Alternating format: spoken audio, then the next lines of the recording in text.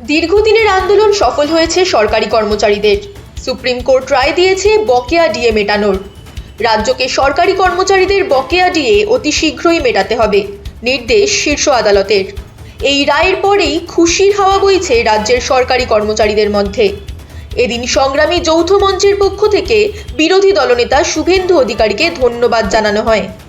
উল্লেখ্য, শুভেন্দু একাধিকবার সরকারি কর্মচারীদের ডিএ মেটানোর দাবিতে আক্রমণ করেছেন রাজ্য সরকারকে।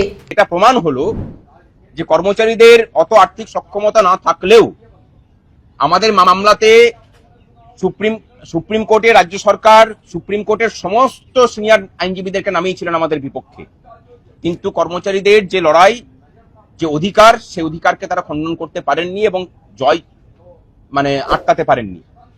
নিম্নতর আদালতে যেভাবে আমাদের জয়ের ধারাবাহিকতা বজায় থেকেছে, এখানেও তাই হয়েছে।